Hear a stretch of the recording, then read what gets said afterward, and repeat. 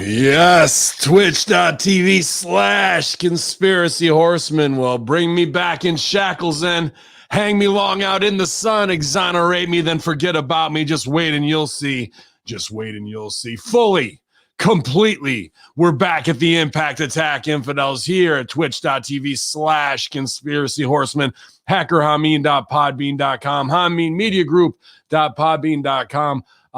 Anywhere you get your podcast, you guys. We're on Amazon, Spotify, iHeartRadio, Podbean app. It's easy to find us. So we're here live, one-man booth right now for your Impact Attack, but there's going to be run-ins. I'm just waiting for Switch Up September host Colin Wysong, our Discord guru, to join us, and maybe a special guest here on your Impact Attack. YOLO!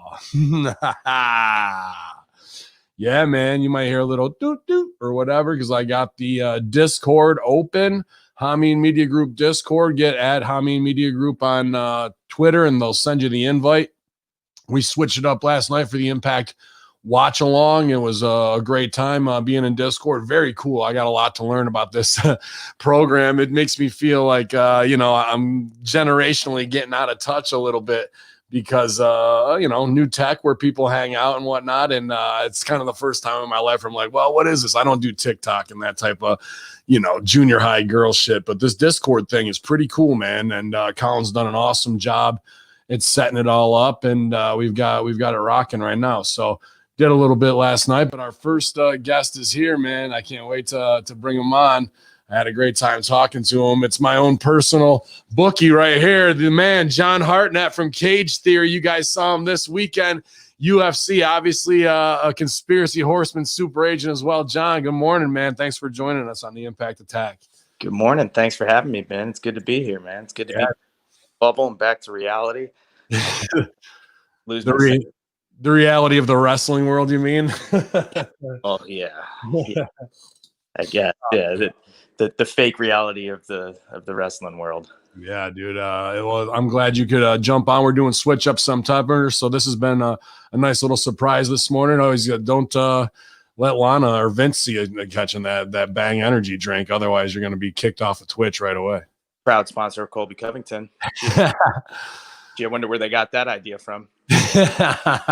And we want to say shout out to Colby Covington, man. Just an awesome weekend. And oh boy, I think we got our other one here. He's been radicalized. I've brought him. I've allowed my cousins have brought him back out of the basement. He looks like he might be ready to go. He's been waterboarded the last 2 or 3 days, getting him ready for the Impact Attack. I think it's time that he gets to see a little bit of light of day. Infidel Colin, you're back on the Impact Attack with John Hartnett and Hacker Hamin. Yes, see the light, Infidel. John, it's great to see you. It's good to be back. It's good to see you, Colin. How you been, Ben? Good, man. Oh, you're banging on air too. That's one of my favorite gimmicks for the Smack Attack. I love banging on air. You love banging on air? All right. Yeah. We might hump the pillow on him today, baby, because I'm glad to have this 3-man booth. Definitely just an awesome weekend. I did pretty well on listening to Cage Theory with Javid and Blake Troop and getting my picks ready. It was a big UFC card this weekend, obviously, not just for the company themselves and the amount of fights they had, but obviously for Colby Covington and team what is it? Is it Colby Inc. or is it Covington Incorporated? Covington Incorporated. Is it all right? Blanchard Enterprises, you know what I Are mean? you a vice president over there? Did you get signed to vice presidency? I'm a board member. Yeah, I got executive VP status. We're buddies. Colin's a water board member at Hamin Media Group, so he just got on there. It's not torture. It's just waterboarding. Yeah, it's just waterboarding. I'm thirsty. I'm parched. I need the extra water. Well, I mean, if you're thirsty, there's plenty of OnlyFans for you to go check out if you want to as well, where they're trying to get their shit in, but get those camel toe Adam and Eve pictures out there. You guys 50% off. How did you know I was on my Jordan Grace OnlyFans before we came onto the show? I know. Well, you weren't, because I'm the one who allowed you. I only have one internet site for you to go to, and that's it. You have to go there. I mean, you want real torture, that's where you send them. But yeah, man, I want to get right into it with obviously John Hartnett. It was just awesome, man. Not to mark out, but like when you guys are in there post fight and you're all lined up and whatnot, and in that moment, for Hamin Media Group to say, all right, here's a guy that we were fortunate enough to cross paths with when he's an American top team, have some influence creatively at his Impact stuff and then Colby stuff. And now here we are, man, 1 degree of separation from the President of the United States to the biggest terrorist gimmick in wrestling, which is not lost on me. And I mean, just moment after moment for you guys this weekend. I was so happy for you guys. What's that? That popped my dogs. I mean, right? Man, it was really something special. And like, it's crazy to say, but he was like, make sure you have this phone on. Make sure you have this phone. And he's like, if it says POTUS, he's like, I don't care what I'm doing. Like, you got to interrupt me. And I'm like, yeah, okay, it's going to say POTUS, whatever. So people are calling him, and I'm just like, why are these people calling? Like, they can see he's on a fucking television right now. Like, what's wrong with you people? Like, quit trying to get yourselves over. And then it says POTUS. I'm like, oh, man. Like, he's in the middle of his interview, so I just had to run it over to him. There we go. We're off to the races. And that was, I mean, I don't know. That was a pretty surreal feeling. After I handed it to him, I laid down on the floor right there in that room. Like, it was like, I didn't know what else to do. I was like, dude, that producer of that seg should have come over and given you guys 10 grand each, because his career was made of like, can you like, all right, we're going to do this post-fight gimmick, but hey, could we wait to the president to call in so we can get that on there too and make me look awesome? Like, as a producer and director alone off camera, I'd have been like, fuck yes, we got it. You know what I mean? It was a great moment to be captured, and so many things that are set up and bullshit. Here we get something real in time, and that was awesome. And I got to go back to the fight, dude. He exposed Tyron Woodley. He to the point that Dana's pretty much telling him to hang it up. I knew he was done when they cut his pre-tape, his VTR, and it was all about him going to a psychiatrist, getting in touch with his inner child, which is the last thing you want to do when you're supposed to be a savage motherfucker killing people in the ring. You want to be angry and dysfunctional and tap into that for your killer instinct to give you the edge, not find peace. He did find peace. He found a 1-piece, 2-piece, 3-piece upside his fucking head, and he didn't get any of his shit in. He looked like a blue chip athlete who didn't know what the fuck he was doing, baby, on day one, learning how to walk. And Colby could have gone another whole fight after that, dude. He embarrassed him, how he said he's been gonna for years. And unfortunately, UFC sometimes in wrestling misses the boat on when the stars should align for max value. But thankfully we got this fight, and now the trajectory for Colby, as we've seen going into November, going into whatever's coming up next, Dana should bonus him 50 grand before the fight even starts, based on the heat that he's created, that will create the draw that will up those numbers 100,000 buys easily, possibly 1 million, by people who want to see Colby get his ass knocked out. And then when it doesn't happen, you've got even more heat, more draw. And this is what we were kind of working on the last 3 to 4 years. And now you see it perfected behind the scenes and the payoff of what's going on. And it doesn't have to be any bullshit storyline. It's just the real deal of what's going on in the world and who's over-prepared and ready for the opportunity. And that was Team Colby Covington Incorporated with John Hartnett. Yeah, man, I couldn't be more proud of the guy. And he's came so far in like the last 3 years, just the way he presents himself in the public, and the way he's able to carry himself, the way he's able to talk on a microphone now, and the way he's able to just draw in people's attention, where he was literally about to lose his job because he couldn't do that. He's made a complete 180 to where he's so polarizing. There's no middle ground. You have to take a side, and once you do, you're hooked, and now you got to play it out. They're all going to want to see it, like you said, one way or another. They're going to want to see him win, or they're going to want to see him lose. And it's one of those things where if you're trying to play babyface too hard, you're going to end up pissing people off anyway. Nobody's going to be able to get everybody to love them all the time. And then even if you go the other way too hard, people are going to end up liking it. So the best place to be is right down the middle, and have them divided right down the middle. And I think that's where he's got people right now. And he just had to do it with an extension of himself and turning it up to 11 and keeping it inside that realm of things that like are relevant, that also pertain to him and things that he can speak about. Like LeBron James, like, is another athlete, but he plays a kid's game. So him going after that guy is like, I mean, it's completely relevant. And put him in the front row when he fights Usman or whoever, and like let Colby goes over on him, and then fucking double birds right to LeBron. Then what are you gonna do, man? Like, come on in and take it down, brother, and see how you get pounded out real quick.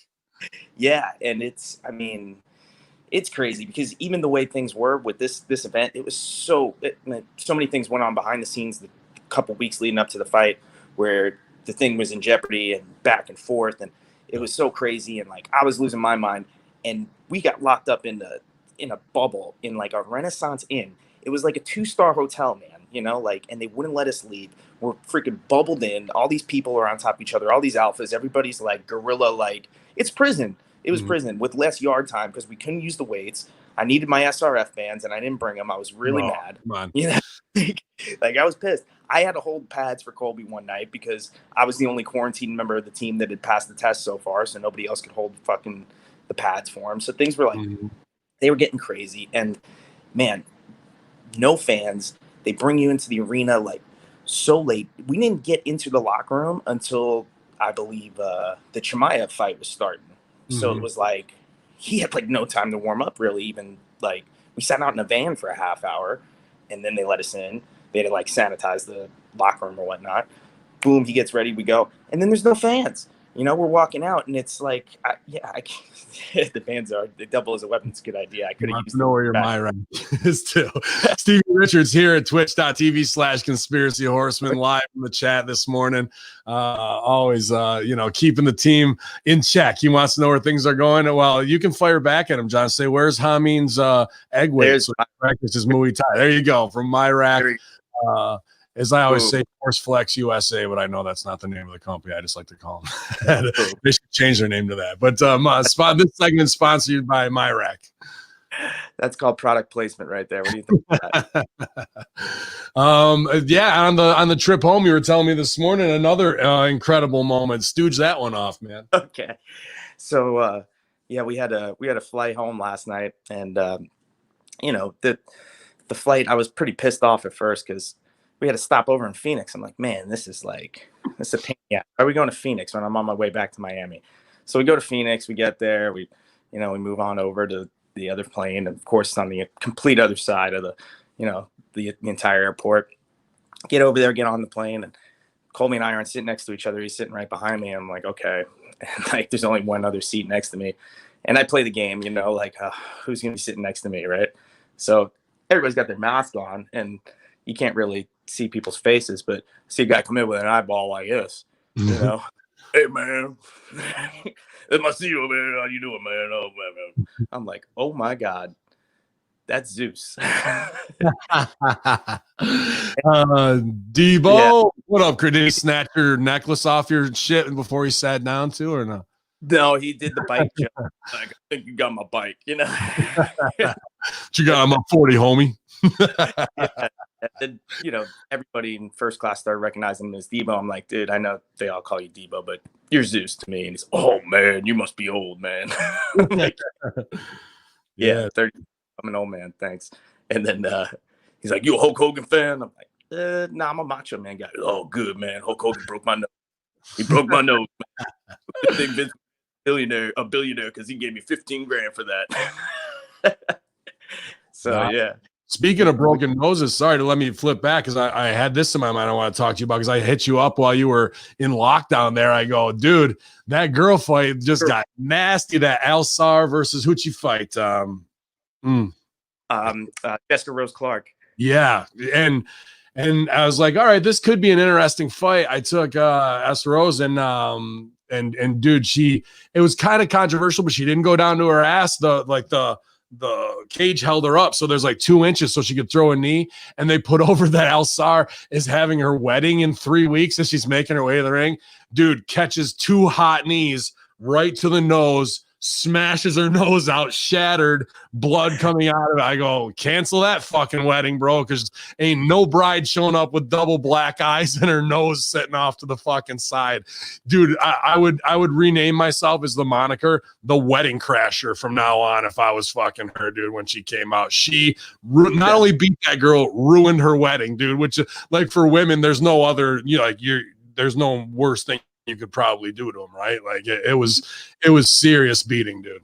Dude, I was thinking of you too when we got out there to the cage and I saw all the blood. I'm like, girl, that's the wedding girl. Oh no.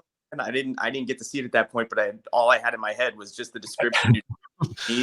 And I was like, man, that's the one right there. There it is. Her face just exploded, bro. I was like, oh, Sibs.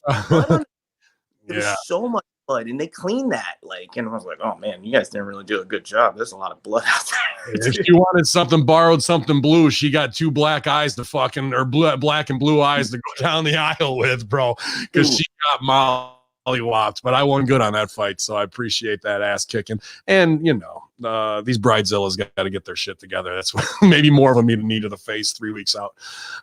Colin, I'm glad you've been sitting there in silence. It seems like 4 days in a dark room with no light has done wonders for you.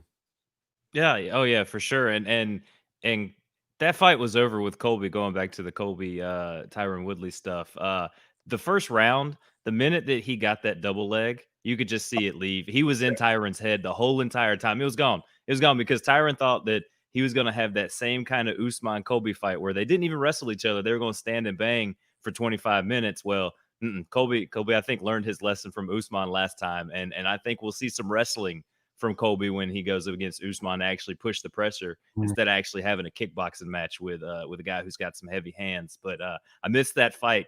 But Ben, don't be surprised. Those ladies that do the MMA, that fight, they're crazy enough. She would probably have her wedding with a busted up face, with all the busted and those wars and those scars and everything. And if she needs to borrow something, I'm sure Cody Rhodes has a mask that he can put on that face for her for the borrowed and blue.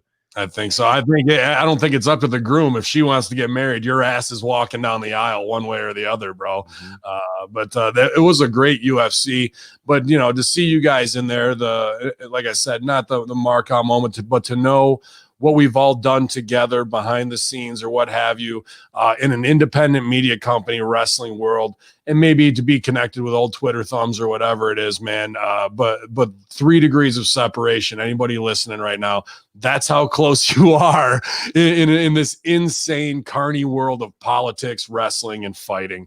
When we intertwine it, anything is possible. And I just want to say Colby Covington looked incredible. And I'm very proud after the drama of them, whatever you guys went through with ATT and having to start your own thing. That alone is a mountain to climb, let alone to come out main event and go over strong, getting ready for the next fight. And really, that's not, if we want to talk business, that's nothing.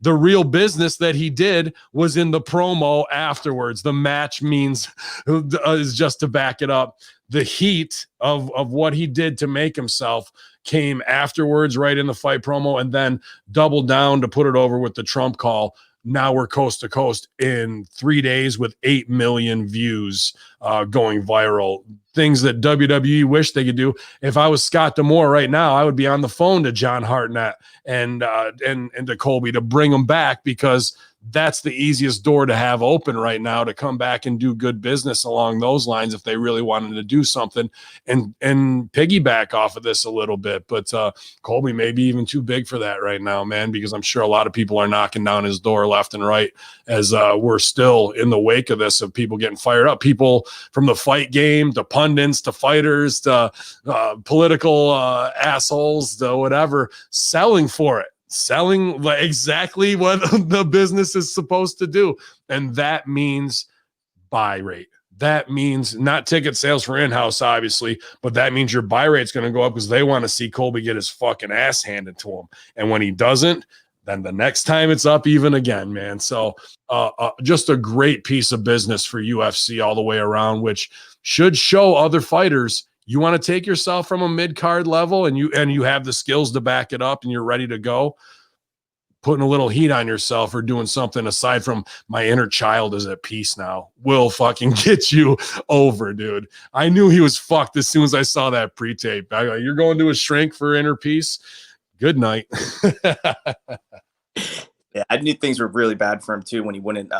Apparently, like it was his whole doing that they weren't on the stage together for that whole press conference, and like UFC wanted a press conference because that's what Colby's good at, and they're paying him for it, so they wanted out of him. They didn't have one in 6 months, and they called for one, and he didn't even want to be on the same stage as Colby. So like he knew that the mind games were coming. He knew what was going on. He didn't want to look him in the eye. There's all sorts of things. I knew it was over as soon as he reached for the glove touch in the beginning.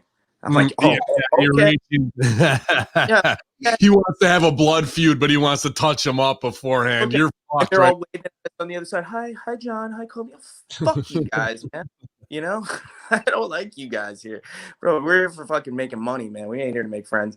That shit was, man. I knew they were done, and Colby knew it too. And that, like Colin said, that entry on that right hand, Woodley wanted to beat him. Like Woodley hates Colby. It's real. But like when he extended on that right hand and Colby just made that perfect entry on that double leg, game over. And it was the first kick to the body and the first kick to the head that did him in, because Colby's able to disguise his kick where you can't tell if it's going to go to your body or your head. He can whip it right back up. And he did that to him. And then he was just giving up the body because he got rocked to the head with a high kick and dug in. And then that was it. And he just ripped him apart. And man, I was so proud. It felt like a sparring session. It really looked like it. Like it looked like Woodley wasn't there to even be in his class. Aside from physical, he looks like an incredible athlete that could do any sport that he wanted to at a high level, but not on that night, man. Not for any round. I didn't give him anything in that, dude, to be honest with you. And then it kind of was like the bitch out move at the end where he's holding his ribs. It's like every guy who talks shit in a sport who thinks he's awesome, but then the end of the fight's coming and there's some little excuse. Now I know he's got cracked ribs, but it didn't look like anything there that was in the moment. I think he was giving himself a little get out of jail free card there. Yeah, he knew it was Colby was about to advance position and just start raining down elbows on him. And if he didn't, cover up and take a submission, he was going to take a TKO right there. So, I mean, he knew it was coming. The finish was coming one way or another. And he just decided to verbally submit, which, I mean, I was yelling at him at the 4th round. You probably shouldn't have come out here, man. You don't have to come out for this 5th round. It's only going to get worse. And like, fuck those guys, like, I think it was as much as I liked it. And people are like, oh, is it a work or whatever? I don't think that. I know that fight wasn't, but I think there was 2 work decisions on this fight, to be honest with you. I'll go back to 1920s. Like if it was corrupt then, it's fucking corrupt now in the fight game. But what's his name? The Russian with the beard, Chimaev. And Mearshart. Second knockout, bro. To me, like all he did was the one look over here, clack, and drop the dude. That to me is to set up the main event in Russia. And the longer a work goes to set something up, the more chance you had to be exposed. So a one and done right there. To me as a promoter, I think he had, excuse me, no chance of winning. So maybe Dana gave him a little cut on the side. This is all hypothetical in my own little mind. And then the other one was Cerrone. There's no way Cowboy came out with a draw there, and they just tried to protect his brand. I think that was predetermined. I've seen these fucking cocksucking judges blow 4 main events this summer with bullshit scoring. There's no way the scoring goes that way. And that's where I think there's still some of that old carny turn of the century 1900 shit going on in Vegas with certain guys for certain things that they want to build to beforehand, and whether it's a payoff, somebody knows about it or not, or be it the judges or the talent that's taking a drop. And it's not like he's missing them and hitting with a work punch. You give me $5,000, you can dot my eye all day long. Fucking I'll drop, bro, and make it look really real. But those were 2 things that on this fight were rotten in Denmark. Didn't really cost me money, so I wasn't as hot. But I was like, I see the business, because that one and done instantly makes a Russia main event if he wants to go there. And Dana can get over huge by putting on an event there with him. Yeah, they got a lot invested in that guy right now, and the matchups. Even if it's not a flat out work, sometimes the things that go into the matchmaking, the way they put it together. I mean, the outcomes. Yeah, you want to get over match for him, but that shit, one drop, nah, B. Yeah, I fought myself. Not good. That guy not good. The other guys he's fought are not good. You know, like I saw those matchups a mile away. When I saw them put that guy on paper, I was like, oh man, these are like, should be minus 1,000. Like, you know, like, these shouldn't be close. And I remember telling, you know, Jay and everybody I knew, I'm like, dude, bet this guy here in this spot. Like, this is going to be stupid. You know, bet him up with anything you got, because the guys he's fighting aren't going to put up any resistance. And that's kind of the way it's gone for him right now, because they're giving him, first they gave him strikers that couldn't grapple, right? So he could expose that. And now they're giving him grapplers that can't strike. So it's a safety net for him, and he's not going to have to deal with you know, somebody can stop his takedown and make him have to actually fight. And Damian Maia is going to probably be the next matchup, but that's not an easy matchup once it hits the ground. And I think maybe he can beat him, but even still, it's a safe play for him, you know. So they're definitely building that guy towards bigger things. Ow. I think. Yeah, you want on the show, the dogs of war have been let loose. That's right. They want their camera time. No mercy on him. Yes, waterboard him, saliva board him. No. I like that. What was the other? Oh yeah, obviously another big component of this. I know we're jumping around, but afterwards and after the Trump call, you guys are out at MAGA rally, man, and he's putting you guys over. What's that experience like, dude? Oh man, we actually had to go in early for that. So he got a call the week prior to we had to leave for the fight from Kimberly Guilfoyle, the campaign manager for the Trumps, and Dom Jr.'s girlfriend. I'm doing an interview right now, and she wanted him to come speak at this rally, and he was like, "That's like right before my fight, but yeah, I'll go out there early." And he went out there, did the whole thing, went back there, and he had to do a VIP thing where he took a bunch of pictures with, you know, the VIP people that were at the rally. And then they're like, oh, go sit front row. You know, we're going to have you hang out with the president and, you know, take pictures, whatever. And we went, sat front row, and president comes out and he just starts talking about Colby and cutting promos on him, you know, and making fun of fake news and everything. We sat there for an hour, and it was like watching a Chappelle show.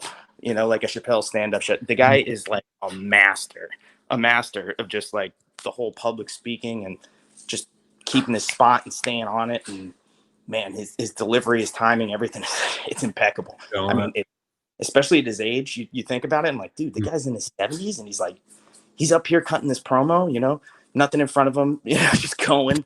And you know that's not on teleprompter, some of these things he's saying, and you're like, oh my God. Like, I think the next thing you guys should push for when he's reelected, to be honest with you, is Colby to become the physical fitness education czar, how they usually will put somebody in there, right? They had Schwarzenegger doing those types of things, dude. I think there's no better spot if Colby goes back, when Colby goes back over for the title here and he goes over for his second term.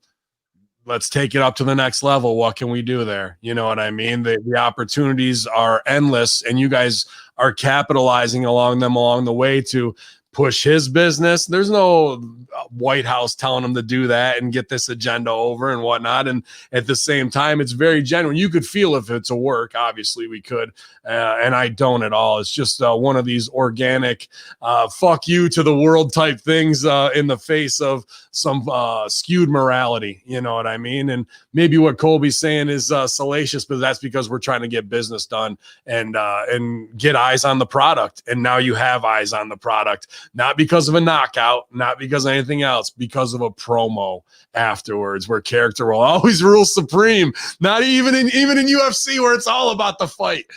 60 seconds of character will fucking get you in the main event if you know what the fuck you're doing. So I'm so glad, John, that he has you in his corner to back him up through thick and thin, man. And obviously, you know, we got your back at HMG always in the support and everything. I want to say thank you for all the great work you guys have done since Cage Theories kicked off, with Colin being a producer as well. I think that is just an awesome we were sitting on the MMA stuff because of Sure Dog and those guys, and I didn't have the staff of professionals in place that I do now to really give credence to that. And now I think Cage Theory is among the top MMA podcasts across the board. It doesn't matter if you're talking Chael Sonnen or anybody else, man. They're head to head with it, and Blake Troop as well. Not just taking his MMA career in California to the next level, obviously a physical specimen, and now what he's doing with Marquez and Hollywood Wrestling, and just everybody leveling up at Hamin Media Group, who's a producer, a host, and everybody at home should take that and say, you know what, if I'm even in a time of lockdown, if I stay active and keep pushing things forward, I'm going to see those results, and I'm not going to be down on myself and saying when shit's going to happen for me. You see the model. You see whether it's MSG, these guys, Billy Ray Valentine now working with David Icke.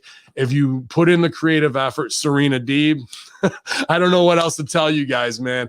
We breed success around here, and it's because of a positive yes and attitude and saying, here's this person's shine. Let me put them over, and it's not about me. It's about the group. And that's how we do it around here. John, anything else exciting we're missing from the weekend you want to say to Cage Theory fans or HMG or Russo brand listeners, man? Yeah, that Javid story about that Shemaev and Holland thing was 100% correct, even though the other media wasn't there. Like, he had the juice and he was 100% correct. And yeah, like, got people on the inside, you're gonna know things before other people. And it's funny because even he was questioning himself, and I'm like, no, you're right. Don't worry. But yeah, the whole thing is just it's awesome to see, and got another little special little nugget coming up this Friday. Yeah, I wasn't going to stooge that because my buddy Braun, he'd be hot at me. So man, entertained me. Kept me entertained with that whole thing while I was sitting there in that bubble, like, what's going on now? Series? I was just getting ready to do my Stevie Richards fitness, right? And it's me_Scott hits him up just with a quick quote, not even on the video. And so he responds, after tagging me in it. And I'm like, here we go, off to the races with these fragile man children. You want to get me over off of your response to something I put out, which was exactly about that, about not being a superstar and responding to marks and reporters and all that, when you should be, legacy building. So the irony and poetic justice of it was beautifully sickening. But I'm gonna get my 1-2 in because it's heels over strong on Braun all day long. So I'm sure he did a little more homework after that and realized I better shut the fuck up right here before it gets worse for me. But I thought they were going to put Yabba Dabba Kato Kalin over on him in Raw Underground based on punishment, dude. But they didn't. So they buried, Baba Booey this first night. He had Owens bitched him out, then and slapped him, got no retribution. Then Braun walked him down out of the ring. Then he went to Raw Underground and got knocked the fuck out, man. So, maybe Zeus needs to come back because they need a big man who's not going to sell for some shit here. But yeah, dude, keep an eye out on John Hartnett, Cage Theory, and more Inside Stooge Report coming, dude. We're so proud of you. We're so proud of Colby Covington Incorporated, and we can't wait to see what's next for you guys, man.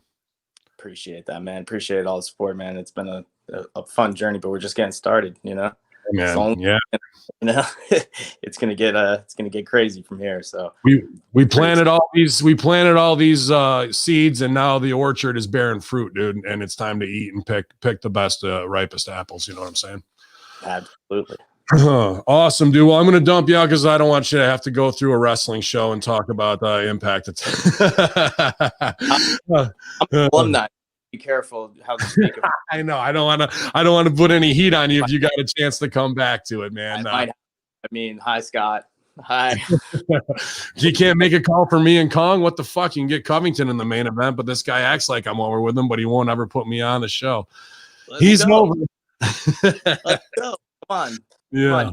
You want Impact's ratings to go up? You know who to hire. No, wait, not. I think that's actually the next thing is Colby Covington becomes radicalized in Islam, and we'll really just fuck everybody's mind.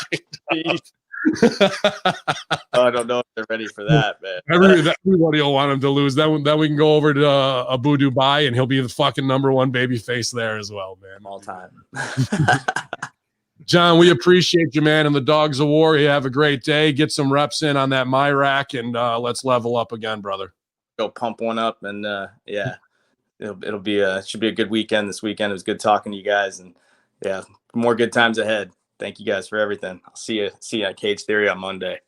Y'all, guys, there he is, John Hartnett. You know where to get at him, and if you don't, watch your back, because he'll get at you. Y'all.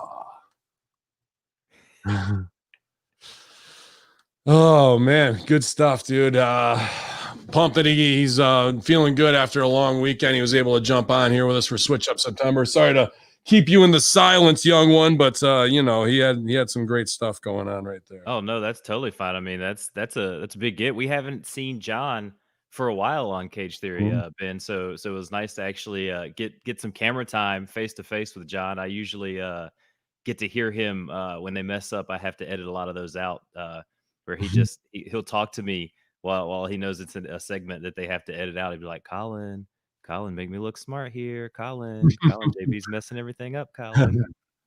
Good, man. Well, I'm glad they give you your cues on that. And it is a great addition to our show. I know we're trying to get, they had Pat Militich on there. I'm sure we're going to get more and more high-level guests, especially now with Colby going over strong as well. It'll be easier to book those people who want to shine, and all fighters out there. Not everybody has to have heat, but if you want that inside consulting, Hamin Media Group's here to help you get over where you almost have to work Dana White, to be honest with you. You work the internet to get a buzz going. Dana takes notice. You go to the mid card. You do or die by your fist. And if you go over, talk some more shit or whatever way it is, and then you're on your way to a title shot. Not that hard to follow, and we can put it together for you. Well, the Frank Pickles barrel ass in the chat says I guess it's Green Shirt Day, and he's got his green shirt on. But there's only one green shirt that matters, Ben. I mean, you have to go to ProWrestlingTees.com. Yes, to get the $5 face slap shirt. Yeah, that's one of my favorites, and because the indies are done right now, I have 3 more face slaps to get till we can do the $5 face slap 50 video. So I need to do 3 more face slaps so we can get that out there. But that's a great one. This one is a one-of-a-kind shirt, New York State Axe Woodsman's Field Day shirt, official track worker. So you pretty much have to lift 3,000 to 4,000 pounds of white pine over 2 to 3 days, and whatever else they ask you to do, move logs and rake track and set up safety chainsaw barriers and whatever the fuck else my dad wants. And you can get a free shirt. Any green shirt you see me wearing that's a Woodsman shirt, if you're watching live at twitch.tv/conspiracy horseman or Ben Hamin YouTube channel, is probably almost as old as most of you. They're all the green shirts that I've earned throughout the years as a track worker there. It's a prized possession. Like if you were on WWE Crew or what have you, there's different ones for timers and whatnot, but the green shirts are looked at as like the top tier of volunteers because we have to do so much work and lift and bust your ass all day long in the blazing August sun. So proud of both of those shirts. The $5 face slap shirt available at ProWrestlingTees.com/Ben Hamin, and the New York State Woodsman shirt, which I could sell you one for like $300-400 each if you want. Now I am a little sad that the Man Beast isn't here today, but guys, if you're tuning into the Wednesday Locker Room today, he was a guest making his first appearance on the Wednesday Locker Room with Bello and Billy Ray Valentine over there. I got to listen to about half of the show last night when I was doing some things, and so far so good. I mean, he melded in seamlessly with those guys. So it's good listening. Make sure you go out and listen to the Wednesday Locker Room that dropped today. Awesome, man. I appreciate him going over there and linking up, because I think there's just so much magic in all those guys' personalities. You never know what's going to gel in a new and unique way. We also, on the Monday Locker Room, tried to make some calls. I added some of them out. But calling back was Man Beast partner, my old writing partner, Adam Revolver from Mobile Homers and the Elite, and just one of the greatest wrestling minds I know that the world still really doesn't know about. One of the best kept secrets. When you say a Serena Deeb or Mickey James, right? We're all cut from that same cloth. He's one of Rip's highest students as far as power go run practice in the way that Rip would, and he's a wrestling machine. So I was glad to hear his voice and have him on the show on the Monday Locker Room for Switch Up September, man. But yeah, and actually, unfortunately, it's a somber day here at the Hamin Media Group, and especially in the Hamin Media Discussion Group, as the other half of the Road Warriors, the Legion of Doom, Animal, has passed away in his sleep. His family put out a message today letting everyone know. It was probably around like 9-ish, 9:30-ish, I think was when the news dropped. And some people in the discussion group were already taken aback by this, Ben, because Animal was literally conversating with these guys a week or two ago.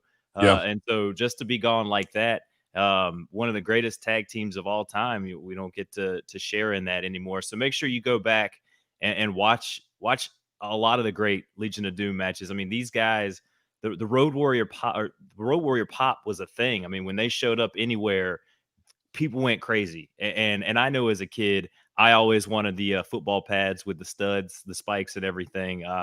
Just a huge mark for the Legion of Doom, Road Warriors, whichever one that you want to call them, depending on what you watch, WCW, NWA, WWE, any of those. But thoughts and prayers out to the Laurinaitis family. As I said earlier, Animal has passed away. Appreciate you, Animal, getting to work 3 or 4 shows with him and interact with him. Seemed like every time we were, maybe it's because I'm one of the older guys in the locker room, he didn't want to deal with the kids. He and I would usually end up talking or sitting next to each other, and that's what actually put him on to becoming a member of the Hamin Media Group, because it wasn't some bullshit thing, and I wasn't this, that, or the other. And he would lurk in there once in a while. You'd see him post something on a thread, and you're like, when that John Laurinaitis, or when that Laurinaitis name comes up, you're like, wow, we're in a high level discussion here. The same with Killer Cross being in there, or Stevie, or any of the guys, man. Like, we're not going to be able to have the kind of group where it's just assholes posting dumb wrestling things right there. It's high level discussion, especially when you got veterans watching you all the time. You know what I mean? It keeps you in check. But obviously a piece of Americana, not just Americana, the world, as far as knowing this guy's notoriety. So how many people in the 60 to 100 years that you get to live can say you left an indelible entertainment impression on people? You might not know their names, but I'll tell you what, if you were in Scotland to Australia to Japan, they're going to know the spike shoulder pads. They're going to know, what a rush. They're going to know all that shit, man. And that's something that, we can all only hope for as performers, to leave a small impression on this world in the time that we have. And I think he absolutely did that. It was sad news to, pretty young still, but I think him getting to see his son become an NFL player, everything he got to live, the moments he got to live, pretty incredible life all the way around. I'm sure we all want more time, but his legacy is cemented until the end. Oh yeah, for sure. Did you have any other news topics that you wanted to talk about? Anything that you may have done since your Impact watch along? I know we had a somewhat successful stream on the Discord, where you were able to stream into Discord as well as streaming on Twitch. So guys, definitely check out our Discord. It's growing just as much as it's a new thing, so a lot of people are still getting into it. But if you need the link to join, the invite, hit me up, hit MSG up. I can shoot Ben one that'll never expire, and you can use it as many times. Hit Ben up. We'll make sure we get that to you. There's a lot of interaction going on in there. I know you had a lot of fun sharing a lot of those pictures and seeing a lot of the ass gifts that were Jesus, last night they were showing some Scarlett O'Hara or Scarlett Bordeaux's in there, and holy cow, some Alexa Blisses and things along those lines. It's like, boys, I can't even concentrate on the show. These gifts are killing me over here. But I say thank you to you for setting this Discord up, man. We're going to get one for Russo brand as well going. He asked, do I have any guys who can do that? I go, I just might have somebody. So we're going to be working on that crossover. It's very cool. I mean, if you're into the chans and the Reddits and whatnot, it really has that Hamin media discussion group flavor without the fear of 1984 censorship. Granted, we try and keep it, even if it's TVMA, not tasteless and things that are going to make it libel, you know what I mean? Where we're saying dumb shit. We never want to do that. I say enough dumb shit and it gets out on the internet. Don't need any help with it. So, but if you're a Discord head, it's a great one to be in. And I'm going to try and up my game and use it a lot more, man. It's very, very cool little side tech. I can see why people get addicted to it and want to use it as a main platform. So we're just trying to be in every realm that you guys are in. And if you want to be in it, I think we added maybe 9 or 10 last night. So it was a good September switch up, which is what we're trying to do. Just get more interactivity across all our platforms. So I think according to plan, it went pretty well, man. Well, for a switch up, you've got one here with you tonight because I don't watch Impact. I mean, so this is a kind of a first for me, seeing a lot of these stars. Now I know I have backgrounds on some of these. I do listen to the Impact Attack, so I have that somewhat of a background. I wish I had sat down and watched Wrestle House because I love dumb wrestle crap, and I felt like I would have really, really, really loved. I really implore you to go back and watch all this summer, even if you just skip through the rest of the show to go into the 3 Wrestle House segments. It's so well done. But the thing is, it's well done. You could watch it and enjoy the whole thing just watching Wrestle House. But it's the fact that they used all of the character traits from the year and 2 years before of how they built everybody, so you're conditioned to them. Then Wrestle House is the place for those characters and those games to really be tuned up, because they did the slow opera conditioning like we should in wrestling to get our characters to know each other. This allowed them all to interact in little Venn diagrams and brilliant little scenes, and I don't think they dropped the ball at all. There's a couple details could have been punched up, but maybe because of budget or time restraints, they weren't, and they just made some choices that were different, like the Sandman taking the beer that we outlined, but they had Crazy Steve do it. It just wasn't as up there, but that's a tiny little thing compared to some of the magic that they pulled off in that Wrestle House. I implore everybody to go back and watch it. Probably the best pre-produced wrestling content of 2020, in my opinion, hands down. Yeah, this was an interesting show, and they have a lot of backstage segments with Impact, which is something I like. Kind of helps break up the monotony of wrestling, because usually when you're watching SmackDown or NXT, it's match after match after match. So a lot of the backstage stuff that they use to fill time, especially being on Twitch, was very very entertaining for me. And I'm if you're ready to start breaking this stuff down, I'm ready to hop in it with you.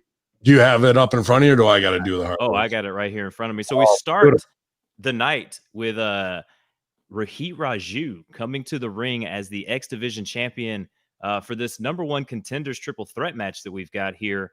We've got Trey Miguel versus Chris Bay versus TJP, and this I've never seen Chris Bay before. I've seen Trey Miguel briefly. These guys, man, Ben, they were really going at it. It was a very high-paced match, and working with Ted, one of the things that he says the problems with these triple threat matches and these multi-man matches is they can sometimes become glorified singles matches where, one guy lays out for a long time and then you end up getting just one guy right after another. I felt like in this match, they did a really great job of trying to keep all 3 guys into it. I mean, even with the finish, when you had Trey Miguel hit that Meteora, TJP was trying to get the tap to elicit the tap from Chris Bay there. And then just the events that followed up. I mean, this was a great way to start the show. I mean, just very fast paced, very energetic. It gets your blood pumping and going as you're seeing these guys run around the ring. And like I said, for my first time seeing this, I was thoroughly entertained.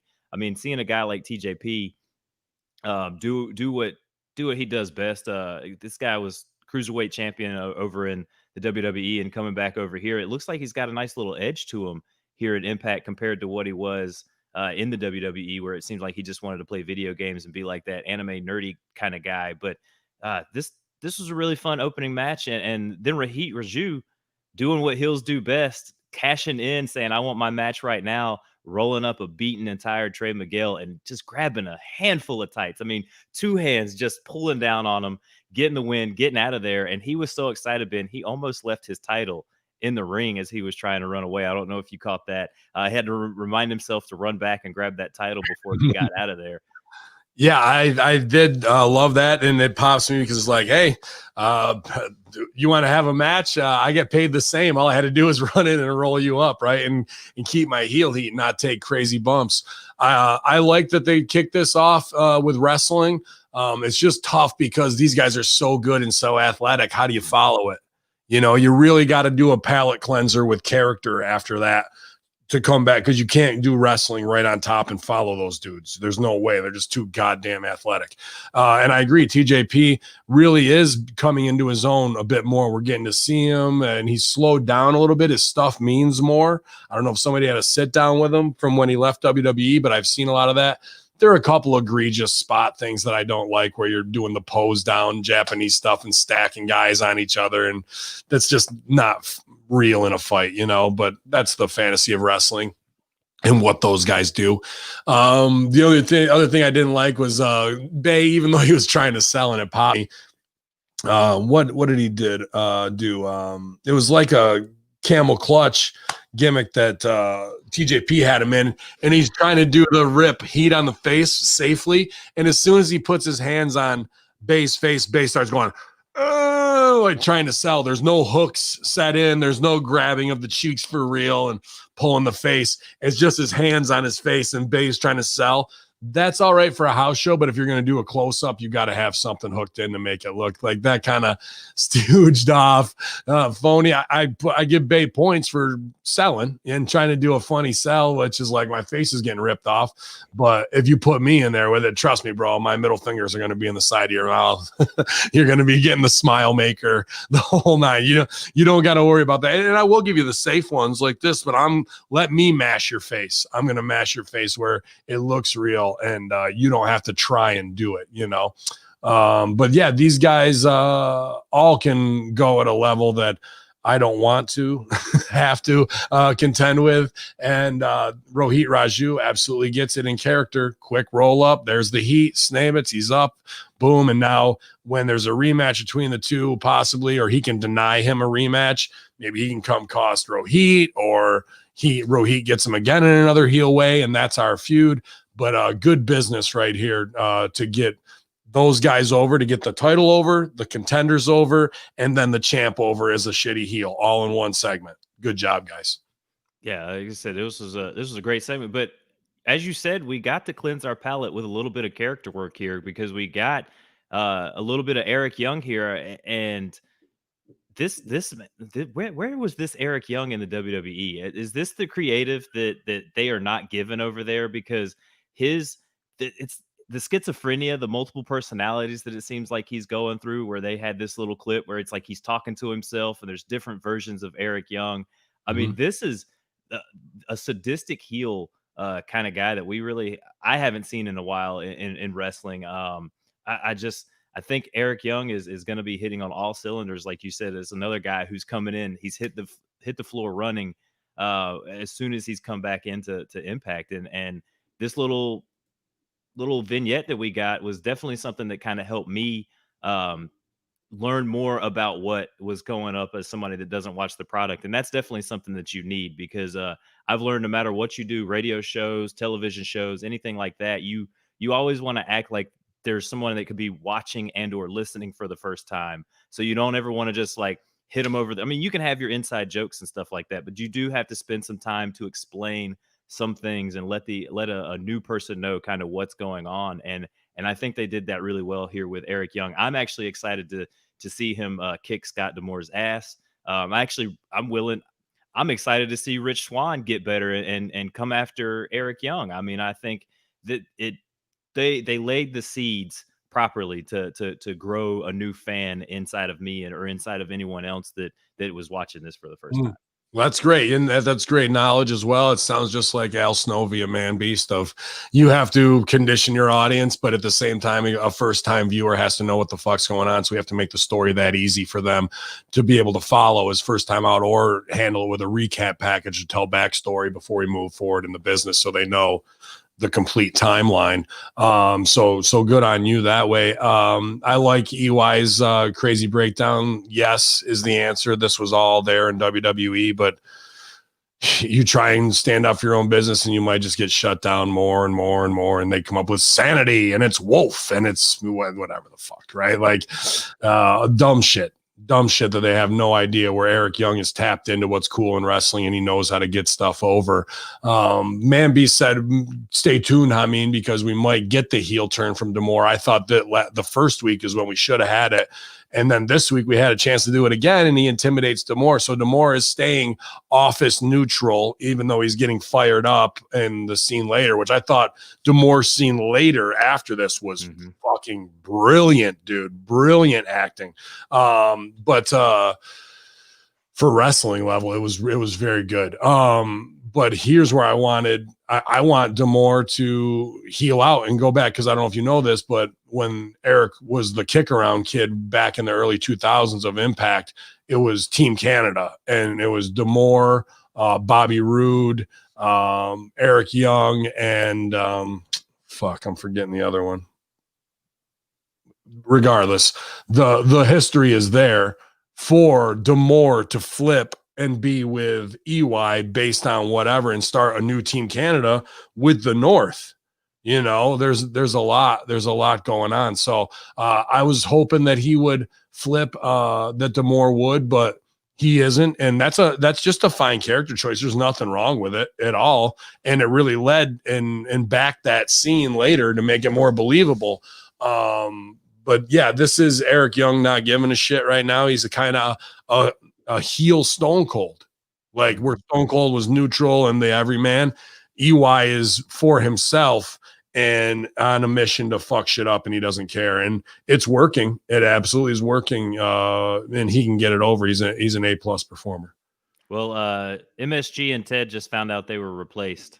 They were commenting on YouTube, but we're going to go to the next match that we had. We had Susie. When they can get us high-level stars like John Hartnett connected to Colby Covington, then they can have their spots back. When Colin hooked all that up, he undercut both of you guys to get the hottest guest for Switch Up September, and that's what we do around here. I mean, do you wonder why Ben Hamin has the Heels Over Strong shirt? I've been slowly working to get Trump and Ben Hamin together for years now. So with the next match that we have, we go Susie versus Kimberly. Kimberly has Deonna Purrazzo, the Impact Women's Champion, coming out to the ring with her, and Susie has her best friend, Ray. Petey Williams. That would have driven me mad. Tuttles, thank you. Petey Williams was the other one, Canadian Destroyer. Go ahead.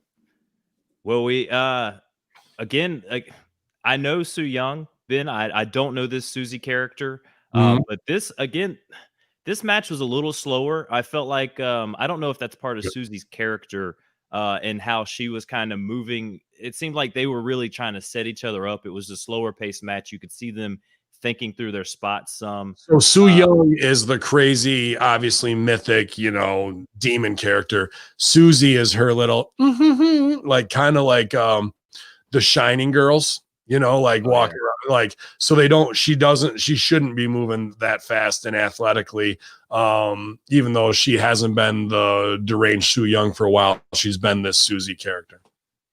Well, as Frank Pickles Barrel asked, another great outfit from Deonna Purrazzo. I mean, that was, whew.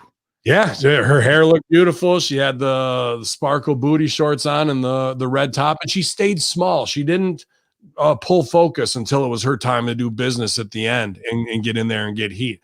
Obviously, she's young, athletic, sexy, and can go, man.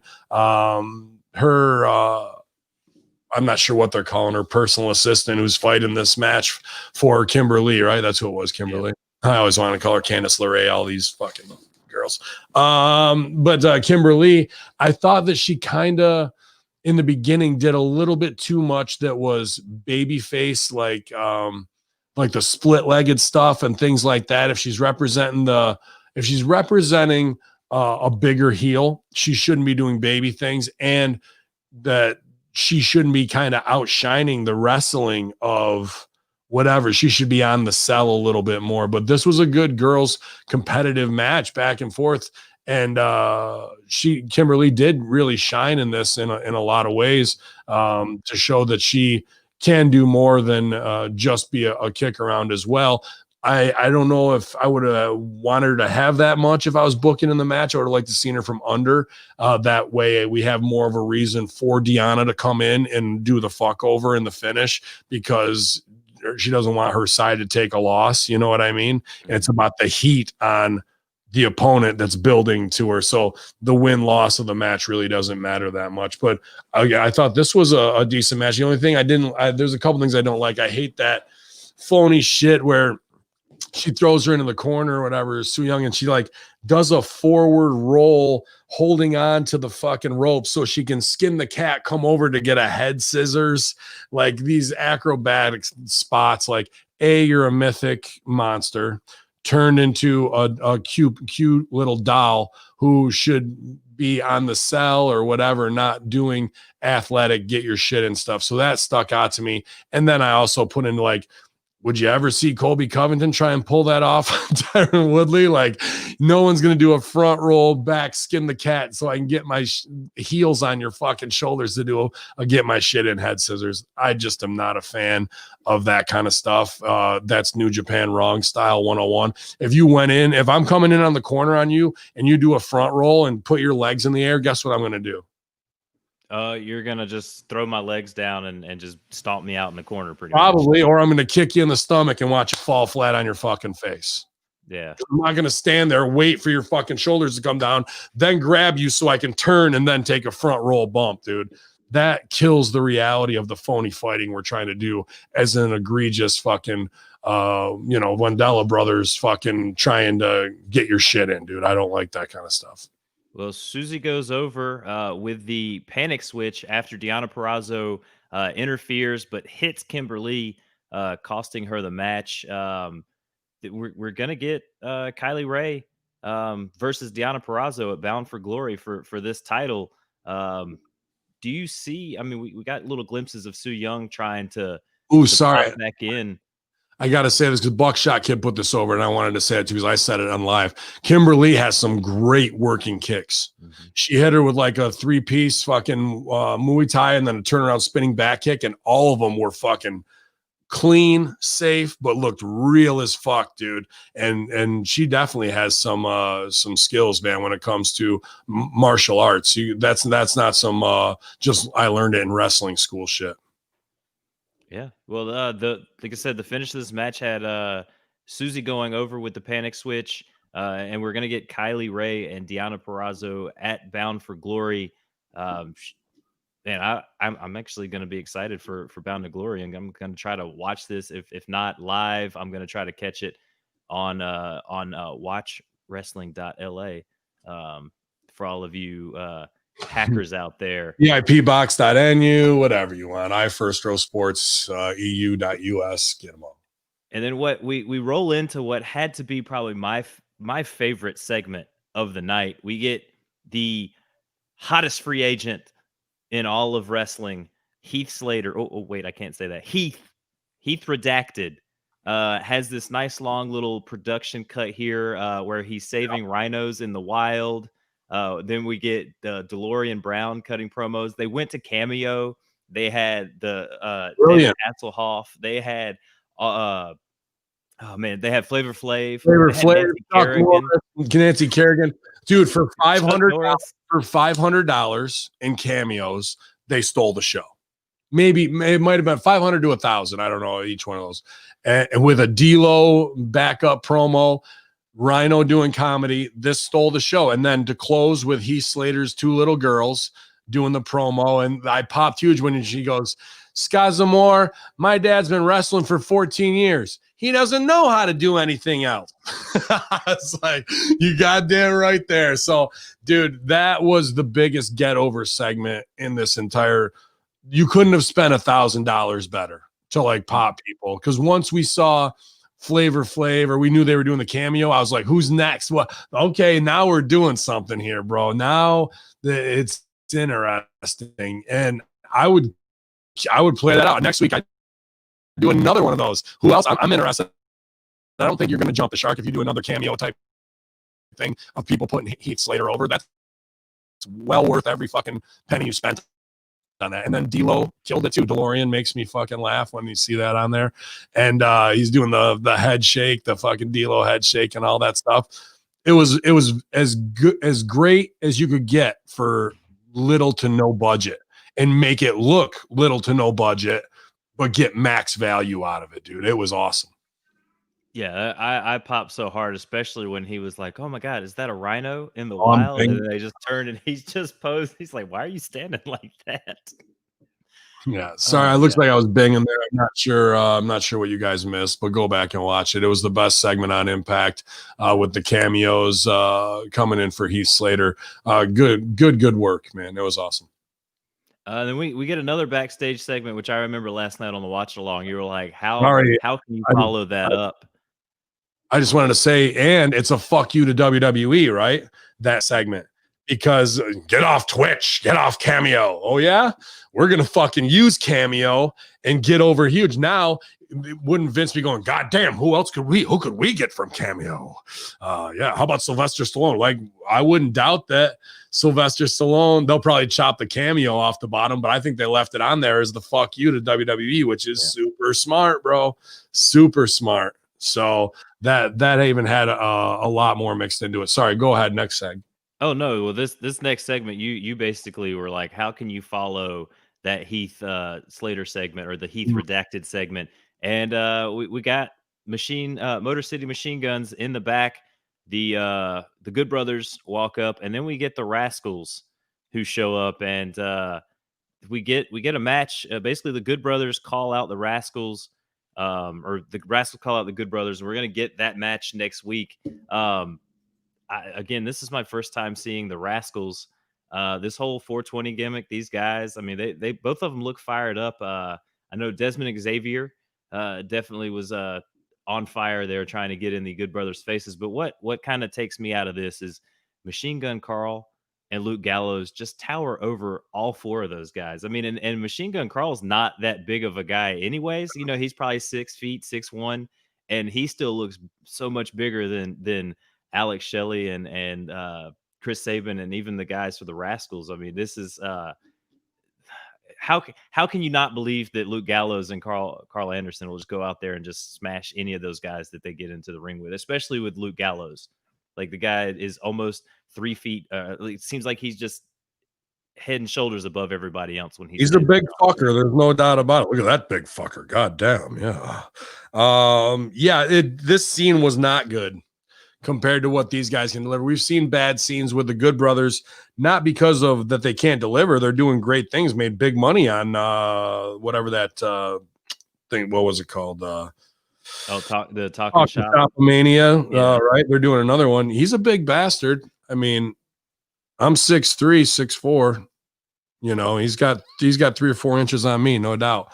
But they were just talking over each other in this scene, and it didn't have the flow, and it didn't give the Rascals what we've been used to, which is a way to fit in and get themselves over in their own way. And then, really, to be honest with you, I got to say, Motor City Machine Guns, maybe it's the time that they came from, and guys have leveled up like some of their promos. I don't know. That's not it, because I know they can deliver.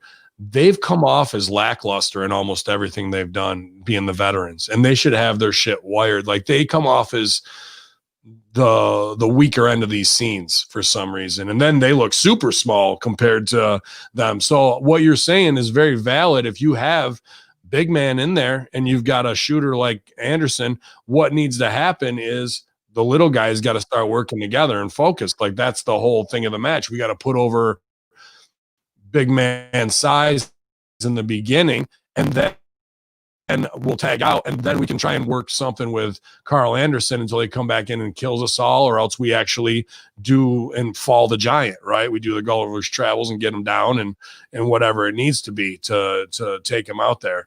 But will they work the match that way? Maybe, maybe not. I mean, Rascals should be doing funny things like a chicken fight thing where they come out like that, where they're eye to eye over him. Like he does something where he like pats one on the head, like take it easy, little man. He goes over, gets the other dude on the shoulder, and like that's going to get them over, right? And then Gallows hits one, gives the other dude his own fucking reverse flipping Rana, and fucking he takes the bump to the outside. Gallows goes over and starts getting heat on him right away.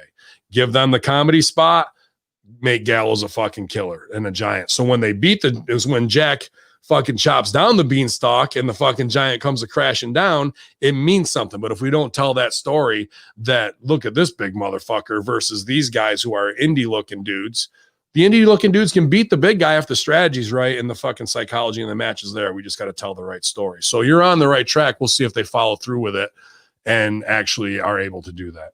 Well, and I get what you're saying about the Motor City Machine Guns. I mean, Alex Shelley, I don't even think he was really looking the whole entire time. And when they ended that segment, he was looking away.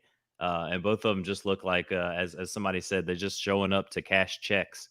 So not much from them there. Not wrong. You're not wrong there, bro. You're not wrong. I doubt they signed them to any long-term deal. It's probably 10 shows, 30 grand a piece is what I would say. You know, I imagine each of them are getting 3 large plus trans, and they probably could sign up for 10 to 12 shows, pay-per-view to pay-per-view, and then we'll see after Bound for Glory if we want you or need you at that point.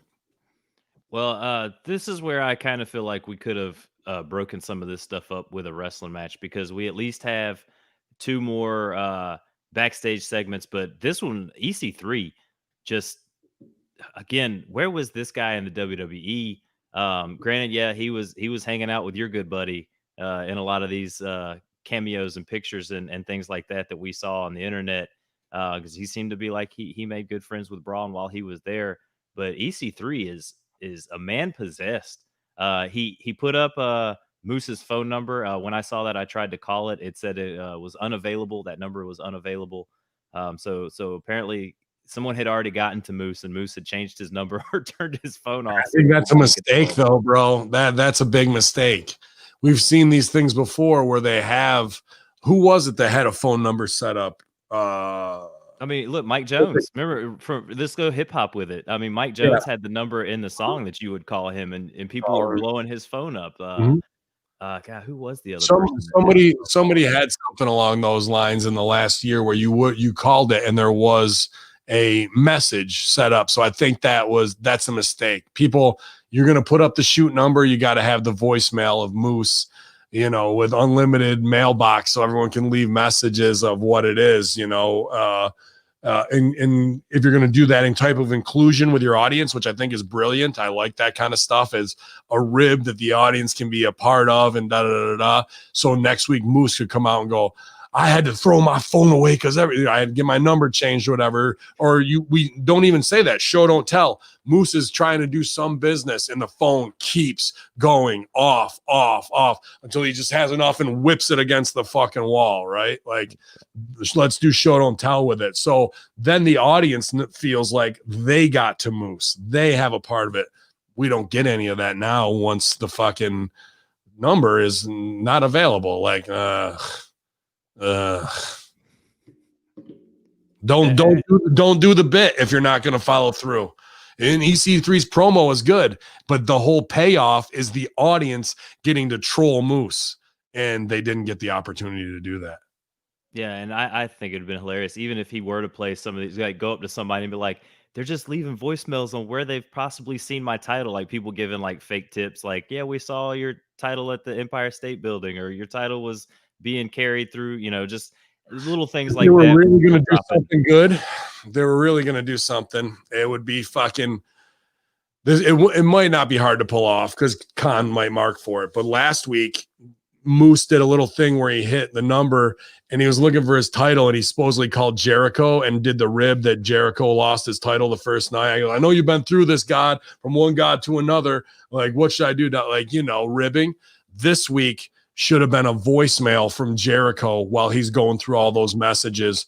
And I think they could have got that done to have Jericho do that fucking shit, or even pay the fucking cameo and just use the audio. Fuck it. Right. And put it in there. But that was their opportunity to follow that up. And they didn't. Well, and then we again backstage, Brian Myers was asked about having to cheat last week to win his match against Willie Mack. He freaked out, tossed the table. We get Daddy Tommy Dreamer coming out to calm him down, telling him to show some respect and clean up this mess. But Myers tells him that he wouldn't let his father talk to him, and he's not going to let Tommy Dreamer talk to him like wrestling that. Dad. Yeah, I wouldn't let my real father talk to me. I'm not going to let my wrestling dad tell me that shit. So they put over the relationship. I like that. You know, I liked this was a very good scene. Tommy saying clean it up about that table that he flipped, but he's not talking about cleaning up the table, is he?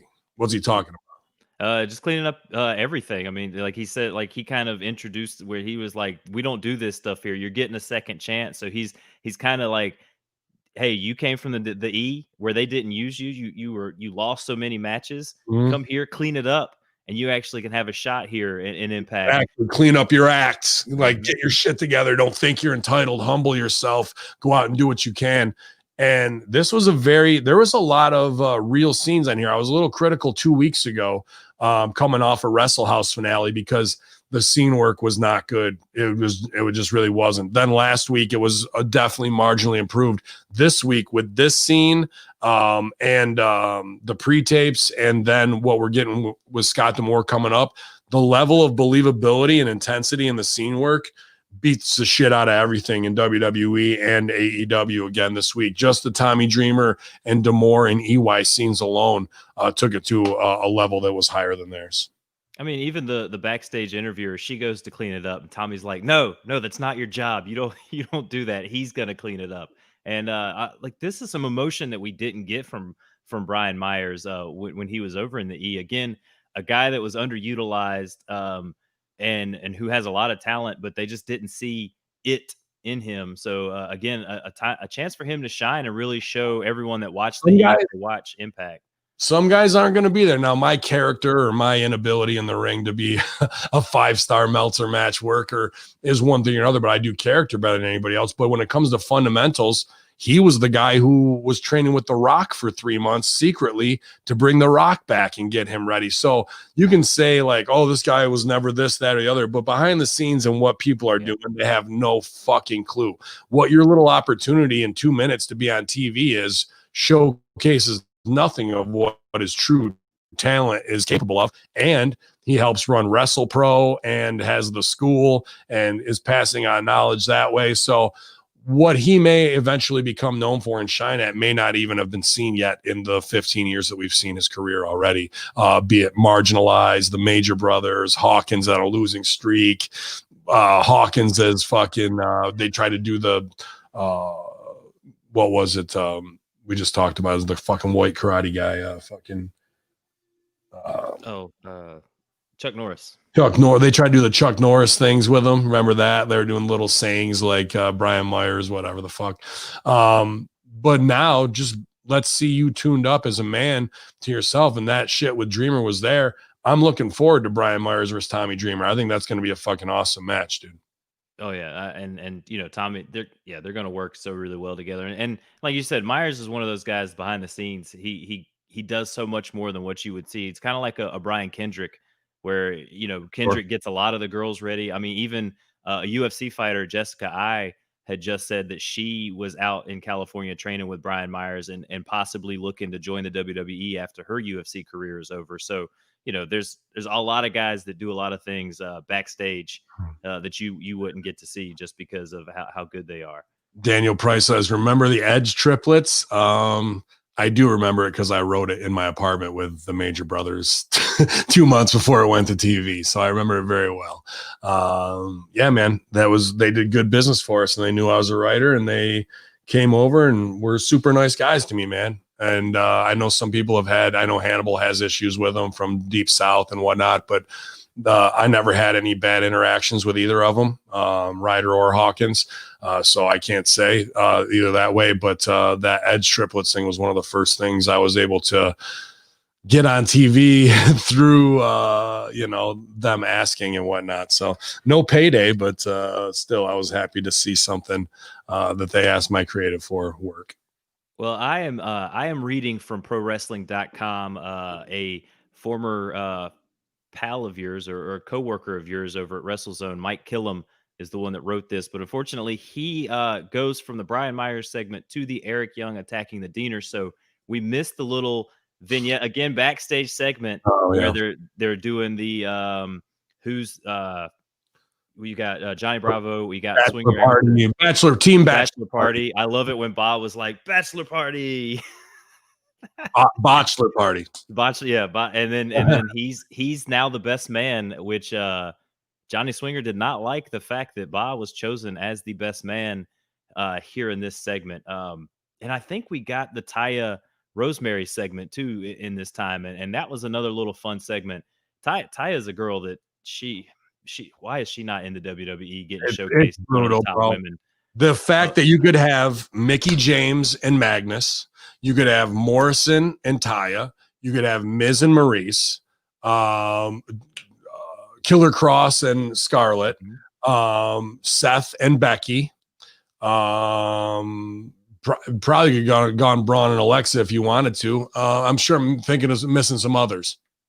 As there's your power couple playoffs, right? Like you want intergender with top people and then do tags and then mixed tags and then women's singles, men's singles, all to play that shit out. Absolutely, you could do that. But again, our egos are in the way. Taya Valkyrie is a multi-million-dollar property. She's the wrestling equivalent of Marilyn Monroe, in my opinion. And could be and should be. And look at her husband. The guy's like sex personified. You know, like you've got fucking a Jim Morrison lookalike with an incredible body that every woman would lust after, and she can cut a promo like nobody's business. Taya can and get stuff over, whether it's mean girl stuff, being a strong heel, or being sexy and sassy. And the fact that they haven't pulled that trigger, and that train's almost really left the station, to be honest with you. They're always right there. It gets pitched to them. I know this shit was pitched to them, and they don't pull the fucking trigger on it. Instead, we get Miz and Morrison stealing a lunchbox with Otis's fucking rotten apple core and leftover sandwich in it. Think about what we could have versus what we get. And that's why pink slips just got to be handed out on upper management. You wrote that? Thanks for playing. You're out of here. David Chase on The Sopranos would fire writers. He said, if you're not here to be able to write at this level out of the gate, I'm not here to teach you how to write. I can't waste my time on that. This show is too important. And WWE and everybody else needs to adopt that fucking level, because if you're not working at that and you're going, man, could we have Marilyn Monroe and Jim Morrison together and be the sexiest thing on TV? Or do we want to go with the Chris Farley fat guy lunchbox sketch? I don't know. That's a tough choice, everybody. And Taya has that respect down in Mexico, so she can definitely bring those eyes with the Hispanic audience and things like that. Definitely. Dr. Ted wants to be a part of Sexy and Sassy, as we all do, but he could pull it off. I don't think that profile pic on his YouTube, he could definitely be a part of Sexy and Sassy there. So we've got the Deaners coming out for their match. And the Deaners, this is a great little thing here. I've never seen those guys before. They seem like they're a lot of fun to watch, but Eric Young does not give them the chance to do anything as he comes out, he attacks Cody Deaner, he attacks Cousin Jake, and he gets Scott D'Amore to finally come out. They get face to face. Security comes out, he clears security. Eddie Edwards finally comes out to chase off Young, and then we kind of get to that little backstage segment that you're going to talk about here. But Ben, I felt like for the business of this little segment here, I felt like it went on just a little too long. I felt like, EY came out and destroyed the Deaners like he needed to, but just maybe 30 seconds to a minute, just too long on this segment for me. I don't know how exactly you feel about that as well. And maybe I'm off base a little bit, but I felt like once he kind of just destroyed everybody, they should have had security come out. And the other thing too is there's the Deaners are a part of Johnny Bravo's wedding. Where are the rest of those guys trying to come out and save their wedding party members and things like that in this? They just could to have let those guys been the go. one to run him off. Like that would have been Yeah. believable in the follow up to that scene. Absolutely, that's a great point, Colin. Because as we talked at the beginning of the show, now the Deaners are going to have black eyes for this wedding. Yeah, right. Maybe, but they'll get it over. You're missing out on the Deaners, man. And I'm missing out on beating the shit out of them because apparently the border to Canada isn't open till October 21st, from what I've been stooged off for. And I've got some retribution of my own to get on the Deaners. So we'll see if Crossfire Wrestling opens back up so me and Congo Kong can beat the shit out of these two, just like they were left laying here in this segment. But I was surprised that they were left laying here because Cousin Jake ain't no small dude, and Cody Deaner's a tough bastard too. So for EY to come down and get heat on them without like really wearing them out with a chair, you know what I mean? Anything short of that just wasn't believable to me. And I know me and Congo Kong are going to have some banger matches against those two. And I look forward to it, getting DDT'd or whatever the fuck. And, and then, you know, this with EY, it was good to turn up the intensity, but he's got to do this on the Rascals or somebody along those lines. The Deaners weren't the right team, in my opinion, to do that, even though they're beloved and you want a heel to get heat. So him laying them out gets heat, but it just isn't believable that EY is going to be able to take out Cousin Jake like that. And then talking shit back and forth, here comes D'Amore, right? This is where D'Amore came. Yeah, D'Amore came down. In an intense scene. Now I was waiting for D'Amore here to flip and like look at him and then go over and then like, look what you're doing to my talent. And then he fucking kicks the shit out of him too, but he didn't. D'Amore just stayed in the scene, neutral, good office. So I'm like, okay, I'm not getting what I want. And then this scene ends, they stomp off. And then out back, or no, Eddie Edwards runs in to chase off EY, real intense. That's the theme here is real intensity. Mm-hmm. Intensity from EY, intensity from D'Amore for frustration, intensity for Eddie trying to show that he's a champ. Then we get a scene right after this out in the hallway where D'Amore storms out hot as fuck. Eddie storms out and D'Amore's like, you want to be a leader? You got to show it. You can't let this shit go on. Like, dude, D'Amore's delivery was one of the best things I've seen out of him possibly ever. It was a very real scene. And we've had a lot of scenes that are wrestle crap, you know, and whatnot for the purpose of it being. We've had some that are lackluster just because the writing wasn't there. But the Tommy Dreamer scene and this scene were both very believable, and the level of acting that I wish everybody would raise their bar to, whether it's comedy or not. Like they were truly in the moment in both of those scenes. Well, and especially in you know, in scene theory and stuff like that, you have your placement of, you might have the boss and the underling and things like that. And I felt like Scott D'Amore should have like really shut Eddie down when he came over the top, because he tried to. He was like, "Hey, I'm the boss, you know, like." And I felt like Eddie still played it up, you know, too high. Like it was, you know, if Scott D'Amore's the 10, Eddie was kind of like the 9.5, where he probably should have come down a little bit more, maybe been like okay. You felt like you needed the yin and yang there. Yeah. I felt like Eddie probably should have come down, because again, Scott's the boss, but I also get where Eddie's coming from, where, you know, this guy's done what he's done to him. He's messed with his wife. He's messed with him. He's messed with Rich. So I can kind of see where that intensity is there. But I also feel like if D'Amore's the boss, you know, get in his face, you could be done with the company. You know, there's that fear of like, you know what, get out, you know, and that could be where that heel turn starts with D'Amore. Get out of my face, Eddie. Just go. You're suspended for a week. Like, this is uncalled for. You know, like, get out of here. And that could be I get where you're going there, but intensity to me there was like match my fire, and we'll explode out. And as we go, it really laid it out. I liked seeing Eddie turned up there. I mean, if you wanted the other way, I think it would have worked both ways, but I think it worked this way too, with both of them being they both should have gone, you know what, fuck you, no, fuck you, and like, you know what I mean, and then both go the opposite way.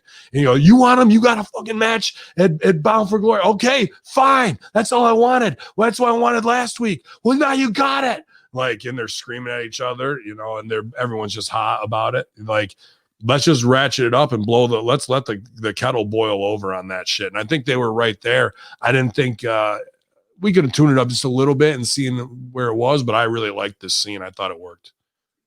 Yeah. And then we've got Rob Van Dam versus Sami Callihan. Now, if Rob wins this match, Katie Forbes gets 5 minutes alone with Sami Callihan. Now, Ben Hamin, this is a woman who is coming out, and a woman with curves and a six-pack. I mean, like, how often do you see a woman like that thick with a six-pack like that? I'm pretty sure she got ab implants, dude. No, I'm not kidding you. Yeah, Fake lips, cheeks, and probably some ash injections. I've worked with Katie twice, and she's super sweet, easy to work with, and I think Impact is doing exactly what they need to do with the Instagram models who shake that ass every day and blur out their nipples and show, everything that's as close to full-on pornography as you can get on Instagram. Nobody else in wrestling has the ability or balls to do it, because AEW is SJW and WWE is TVPG or TVG even, and they pulled the phony strippers out just because Medusa and Lance Storm cunted off on it on Twitter, right? So, like, the fact that Impact, again, is like, fuck that. We're going, dude, this is what's hot. Go on Instagram and look at all the Insta whores. Let's go with it. They need to keep up in that.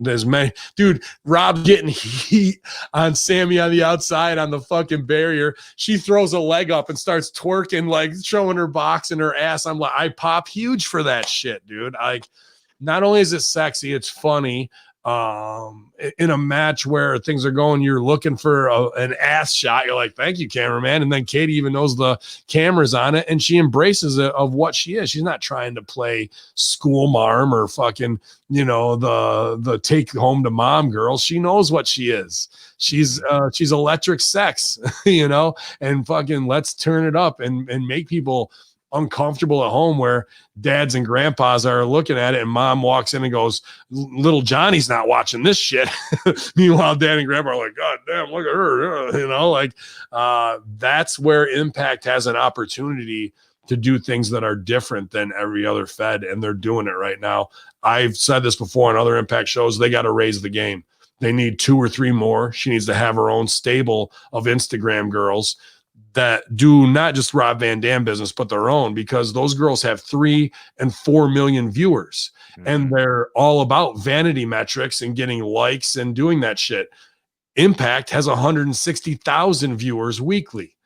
These Insta whores, just with their own story of being backstage in Impact and posing with Moose and the title, could get you 2 million views in 1 week globally. If you can convert 10% of 2 million, that's 200,000. Now your show could be up to 360,000 in 1 week, based off the following of these Instagram girls that only have to be in one segment and one pre-tape and do nothing but show their assets, that like Katie's doing.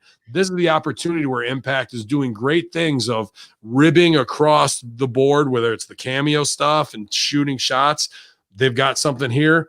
Their opportunity to really increase 100,000 from novice wrestling fans, just tape trader masturbators. Who cares? Instagram scrollers. Let's get that over. I think that's an easy thing for them to do.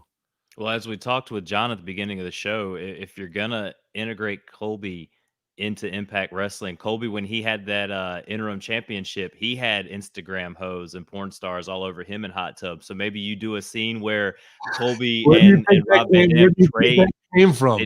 They trade women. They trade women, and or he brings his own little brand of Instagram hoes. I mean, that's the way you do it out. And then you have Colby and Katie Forbes twerking on like this. If let's say he wins the championship, now you got Katie Forbes twerking with the UFC gold, or with the UFC champion, and even more. Those vanity metrics are going to go through hell too. Her and Rob are Vegas 101, right? That's where they are. That's where the weed shit is. Like, there's so much you could do with bro. And what you just described with Colby in the fucking hot tub is Stevie Richards and Ben Hamin and John Hartnett 101, dude. That's where the whole idea fucking came from. I don't know what to tell you. Yeah. So we actually, so Rob Van Dam defeats Sami Callihan. Again, like you said, there were all kinds of craziness. She was just twerking all over the ring, getting involved. She gets her 5 minutes alone with Sami Callihan, but unfortunately, as they're beating him up, she gets pile driven by Sammy Callahan Killer, and man.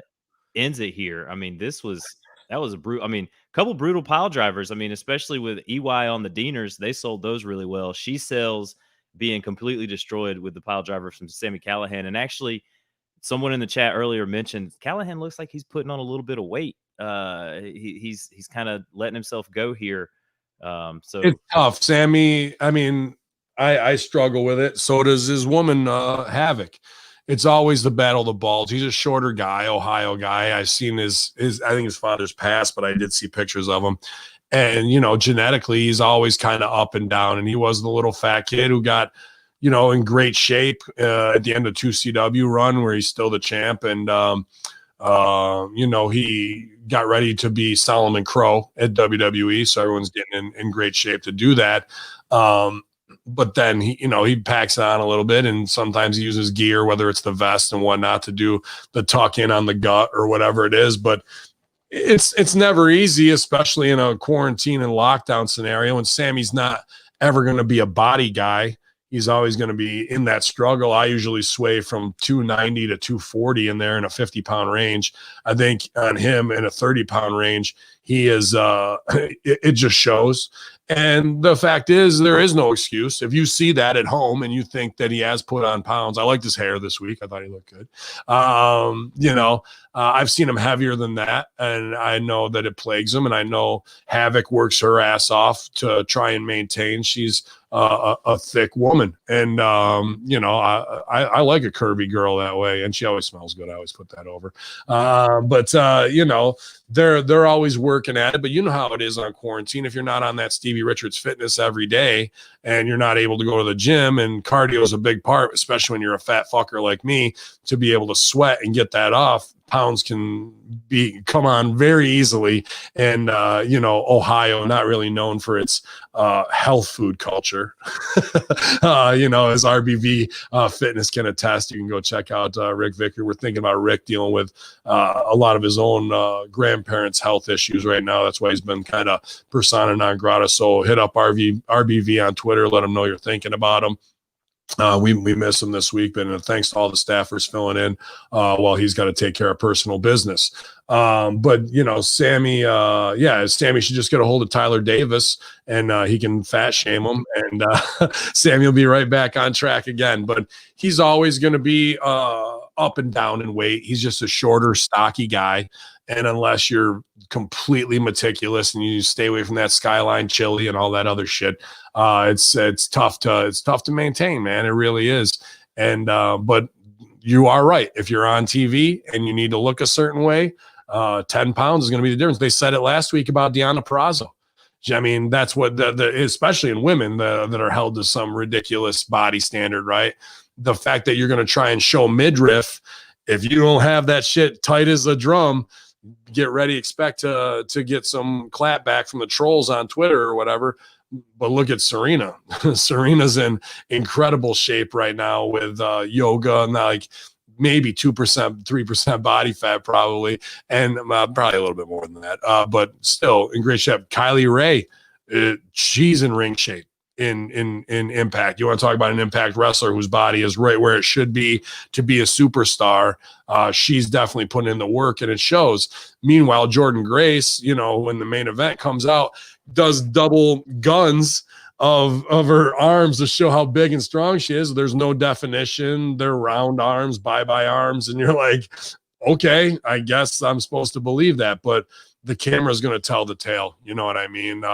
And not to say I'm anybody to be like, look at what shape I'm in, God damn it. But when you're out there, you're on display to be judged. That's what part of entertainment is, So he's always in the battle of the bulge. I hope before winter that he can, really focus and get his stuff tightened up. But I didn't think he looked sloppy by any means. I've seen him heavier than that before.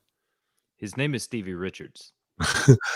His name is Stevie Richards, and he has a conditioning and training program that's phenomenal. That's it. That's all you just got to go to. You guys, 12 and 16 week, super affordable, and keep you on track if you can't go to the gym. So, but yeah, man, I think Sammy is still one of the best workers in all of wrestling, character-wise, promo-wise, his own production, knowing what's cool and relevant in the moment.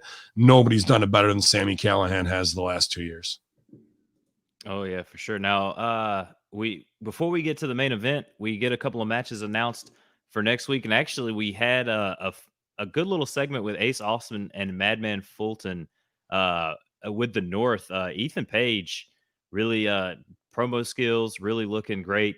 The North versus Ace Austin for next week. We've got Johnny Swinger versus Falaba, and the winner of that match. Stop you right there. That's another thing too, because the office notices all this shit. So if Sammy has put on 10 pounds, and then you see, like, here's the worst thing: you put on 10 pounds, and you're like, no one's gonna sell for it because they don't want to be mean or whatever. Or somebody will. Well, Stevie said he wished people would tell him he came up and looked like a fat fuck. He would have been in better shape when he was at right to censor level, right? But they want you to cut your own throat, so they're feeding you cupcakes or whatever. But then here comes Ethan Page, and Ethan Page looks incredible right now. He went from, he's another guy, same thing, living in Canada. You go through the winters, you put on pounds, man. That's just how it is. But you see that he wants it, that he's very strict on his diet right now. So when Ethan Page, who might be a little bit doughboy, baby fat from before, shows up ripped, and you show up from your normal self 10 pounds heavier, that looks like 20 pounds and being uninspired for the spot that you have. Meanwhile, they're going, Ethan Page looks fucking awesome after we took the belt off him, and now he's looking so good that he wants to stick it in their ass that they have to make him champ again, and he's on this fucking shit that way. So this is the mind fuck vanity of wrestling, especially to some guys who, I mean, really everybody, but some guys who really have to take their body seriously as baby faces wearing next to no clothing. That can fuck with their heads huge, bro. Like the not body shaming, but I guess whatever standard that people have to try and live up to that could result in, food, eating disorders and things along those lines, to abuse of gas. Like I say, earlier, shout out to Legion of Doom, legendary guys, but you live your life a certain way. Every time you put that needle in your ass, you're taking a month or whatever off your life, right? You're enlarging your heart. You're doing this, that, or the other. So what's the payoff? You want to live to 74? You want to live to be 60?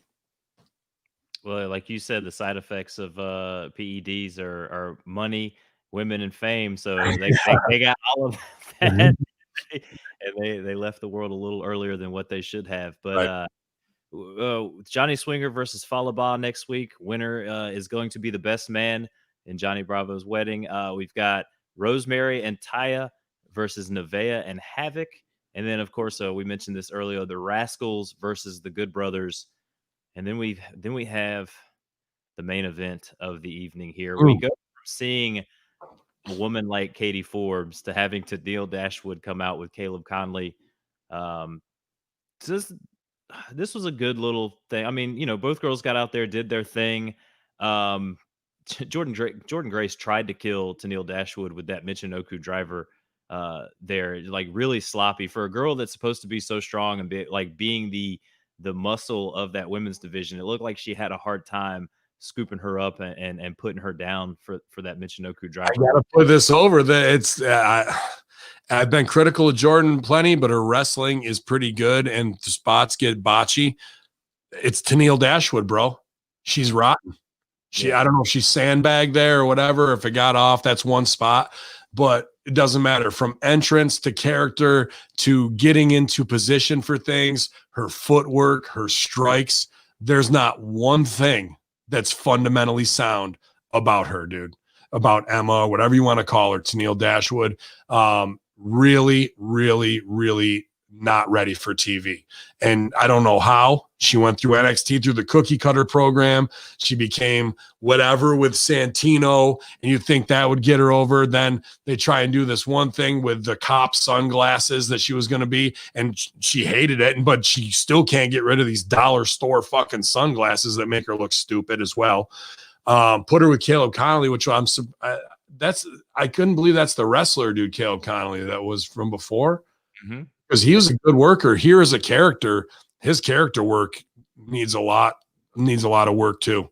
If you're going to be the overtly gay sidekick, you kind of can't be the the ring announcer dude. You have to play into what it is you're trying to do stereotype wise.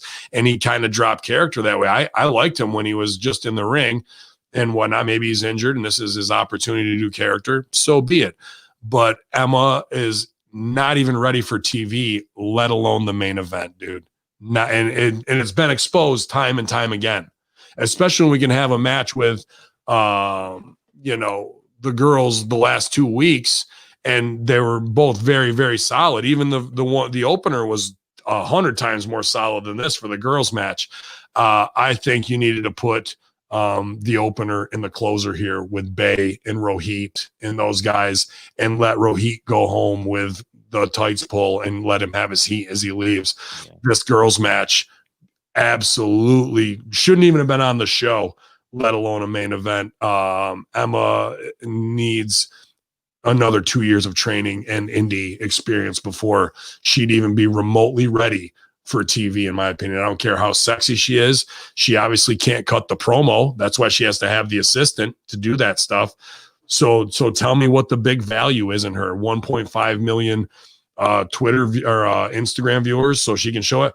We can get more than that with girls who will show a lot more and do a lot more sexy stuff. If she's not under contract after that match, I'd really have a sit down with my staff and go, I think after Bound for Glory, this experiment is done and she needs to be shelved.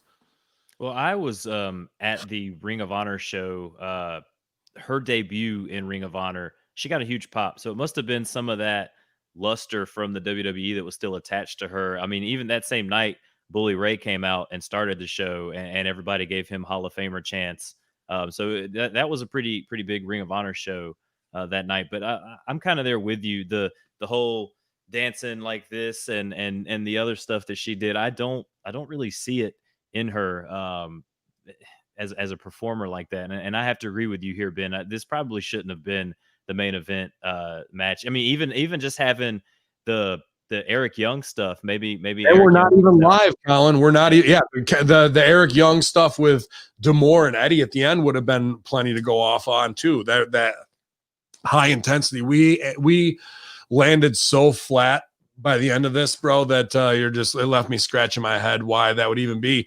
And then to double down on that, this whole show is taped. If you know this shit is rotten, why would you put it in your main event, dude?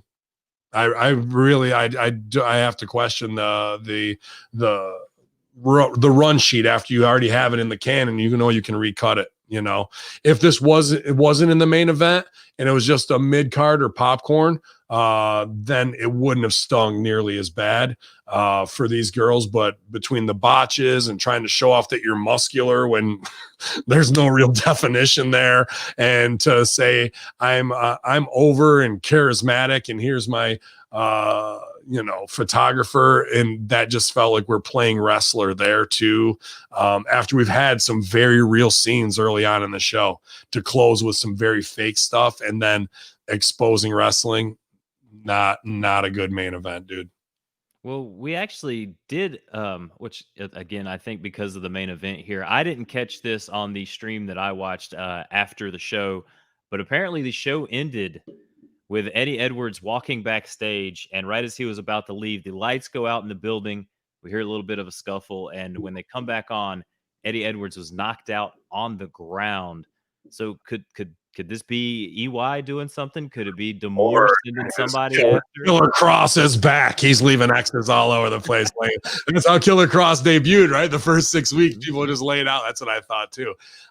Boy, they could use him too. And this is all right. I like that Impact's been doing this. These little post-show quick blackout scenes is what they would be called in improv. They've worked, and it really gives us the stay tuned next week for the whodunit. You know what I mean? So, but all in all, I think this was a really solid Impact show. The girls worked hard in the main event. It just isn't there. They really need to be careful of who they're putting on TV just because they had a WWE stamp on them at one time. I want her to be successful, but I'm not connecting with the character. The sexiness doesn't impress me. Being a fake model doesn't impress me. Wearing some highway cop sunglasses is a strange, weird thing that I'm not into. Girls who are hot, like she's even hotter because she has some highway patrol glasses on. Like if you're depending on those things, we're already fucked from the jump. You know, like, okay, now the glasses come off and the bell rings, and now what? Well, you see, now what? And let's learn from those mistakes. And I hope that somebody pulls her aside and really starts training with her, and that she can humble her, that she watches her own stuff and goes, you know what, I really need to get better, and I want to get better, and I'm driven to get better. And that she starts working with Kimberly, with Nevaeh, and those girls an hour before the show, or where she's training 2 or 3 nights a week. So when she does have that Bound for Glory shot versus, I don't know who she got Bound for Glory, is it going to be a payoff or anything along those lines? I don't know. Whenever she gets to Deonna Purrazzo, whether that she's ready to go, and that she's more confident and competent in the ring, and we don't have to worry about trying to get over in our entrance. Yeah, I feel like Kylie Ray is just the one that's gonna be the one to take that title from Deonna. I just feel like if you're gonna put it on her, and not necessarily to Neil, like you said, I don't get what they see in her necessarily, besides the fact that she's an ex WWE person and would have that following and everything like that. Out of the 4 or 5 times that she's been on, she's delivered like to where, like, I want to see her again. This is awesome. 0 out of 5. Yeah. So, you know, that should tell her something. And Frank, I see you in there. Dan Bench, you didn't want to be wife 145. It's not about like I'm trying to He-Man woman hate on her. I'm trying to say, let's protect our show. And if we've got this girl signed, then we know she's rotten. There's value in her. She's hot. You know, there's no doubt about it, but we can't put her out there to do 12 minutes because that's just going to expose her. It's going to make it dangerous where somebody might get hurt. She'd be better off being a valet for somebody than trying to be a singles woman's wrestler that's going to expose a segment in your show where everyone goes, that was a good Impact, except for I've said that 4 times. And I think that speaks more volumes than being like, oh, I don't like her because she's ex. It's got nothing to do with that. I don't even know the girl. I never worked a show with her, and I'm sure she's Australian lovely, just like the rest of them. She's easy on the eyes, but I know a couple girls who are easy on the eyes who are better wrestlers than me, and a lot of people I know. So let's forget about the beauty and let's get with the fundamentals, so people can go, she's hot and she's an awesome worker. That's cool. But because right now the work is getting in the way of everything else you're trying to do. We even had a Dixie sighting tonight when they went to the Impact Plus. We're good. Playback. Hey, Chuck. I popped for Dixie there. I'm sure Stevie did too. And, you know, it was a little bit of everything, man. It was a good Impact tonight. There was a lot of good stuff. Yeah, for never having watched the product, really, only listening to you guys. I had to watch SmackDown. I listened to the Raw. I watched NXT for the show. This is probably the most sports entertaining show that they have, because you get the wrestling and you get the entertainment. So whatever the WWE is trying to be, coining that term sports entertainment, they're not even hitting the entertainment part of things as much as Impact is hitting the sports and the entertainment part of the sports entertainment.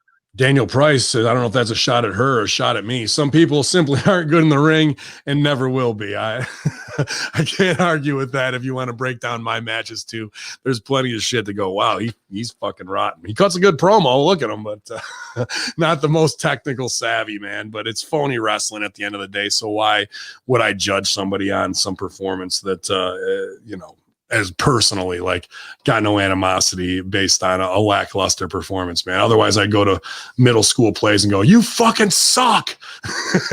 Just scream at kids, which I might end up doing. That's not bad. How you play little Timmy. Yeah, exactly, man. But awesome to have John Hartnett on here earlier, man. Really appreciate it for Switch Up September. Colin, you towing the line today and coming and checking out Impact. Hopefully you'll continue to watch, because I agree with you. It's the best sports entertainment show in wrestling right now that's out there, and one of the least watched. And they're paying the most respect to the ongoing creative long-term business that they've done, even if they know that they're audience are diehard watchers of a small demographic, they're playing to the height of their intelligence that way. And when they hit those notes and they pluck those strings from 8-9 months ago, it really gives their audience that psychological feeling of satisfaction that their time was worth it. So Impact, again, leading the charge when it comes to doing wrestling the right way. Yeah, I'll be excited to. I listened to Busted Open, and Tommy Dreamer is usually the Wednesday host, if not the Thursday host. So I'll be interested to listen to him on that show and see what he's got going on there. Ooh, Manby wants me to go to middle schools and heckle middle schoolers and get that on sale. and also mentioned that Neil Dashwood needs to learn how to post. So that might be something that you know more about. What She's like, what is a post? Okay, exactly. If you on me a post earlier. Yeah, man. Good stuff all around. Colin, what do you got going on, man? Congratulations on the new gig. Big management position coming up, owning your own store or, managing your own store in the franchise. We're all proud of you, dude. We know you might need a little free up here at Hamin Media Group, so we'll obviously fill in on the front lines with you. Got to do what you got to do. Just let us know, man. But congratulations. I know all the boys are proud of you. No, thank you, Ben. And you guys can catch me tomorrow on the Next Level Wrestling Review with the motherfucking man beast, Dr. Ted. And we're going to be back doing it. I'm going to finish the Wednesday locker rooms. I'm still excited to hear what they've got to say about that show. And of course, listen to Cage Theory. My first time actually getting to meet John Hartnett on camera. I was a Sherdog listener back in the day too. So I got to hear John with TJ DeSantis and all those guys over there at Sherdog. And to be able to produce that show is a lot of fun because I feel like I'm one of the more knowledgeable members of the Hamin Media Group, even in our little circle of things on MMA. So it's good to see JB and those guys, Bulletproof Troop, doing his thing. Really, really proud of that guy. He's battling COVID. He can't get a positive test. And he said it's been about 3 weeks now, and he's having trouble getting a negative test. They always seem to pop up positive. And I'm doing the Ridiculously Random podcast with a good friend, Fame Black. You can check us there on the Masked Man's PW Hustle networks. We just pretty much talk about anything. We do a top 5. We're doing top 5 fighting movies this week for the show. So basically, I said any movie that has a fighting scene because I wanted to put Happy Gilmore in there in my top 5. Top 5 fighting movies. But yeah, you just catch us there and follow me on Twitter at Colin Wysong. Make sure you go check out Stevie Richards Fitness. Go to prowrestlingtees.com/Ben Hamin. SEG shirts, Greek God Papadon. Stevie Richards has a store there. And I think Ted has a store there too. And Chris Silvio. So if you want to support all your HMG guys, man, that's a great way to do it. And like Colin's wearing the $5 face slap shirt today, you guys can go out and get yourself one there. And I uploaded El Plaja's Japanese Wrong Style, the Wrong Style Dojo, but it still hasn't popped up there on so we'll see if that gets through or not. So I've had a couple that get rejected because they don't want to. One time I put one together with all the people who blocked me on Twitter. It was just like I screen capped them all from Owens, JBL, CM Punk, and put the most blocked me on Twitter, and they wouldn't do it. Just not for everybody else because they didn't want to fuck with Punk because Punk's got some deal with them that way. And whatever, man. That shit pops me that guys' fucking egos are so goddamn fragile that somebody can't sell 8 t-shirts as a rib and they gotta shut it down. That's more of a win for me than the $48 I would have got anyway, just to fucking needle them. But yeah, man, you're doing great work. I appreciate everything from the production to the hosting to being the student in the locker room and raising your acumen to being an empowered man and father and leveling up in your own life, dude. You're kicking ass, bro. And we're all, like I said, proud of you guys for doing it. And thank you for coming in on Switch Up September to be my co-host here on the Impact Attack. What's going down tonight? 7:15 p.m. Eastern time, twitch.tv/Conspiracy Horseman. The Conspiracy Horseman will be back to wrap up everything. Hey, buddy, how's it going? We got, that's the little girl last time. It was one eye. Which could be a buddy. You never know. It's been Hamin. Yes. Put her back to work, back in the basement, making all those Stevie bands. And that's right. We're gonna. What's that? No, you're good. I got to put my pillowcase to put back on my head so you can take me. Yes, that's right. Back into the dungeon with all of you infidels. There's no mercy on you. You thought you were going to get over on me, but it's re-radicalization. Switch up September here at hackerhamin.podbean.com, infidels. It's the impact attack. Yalla.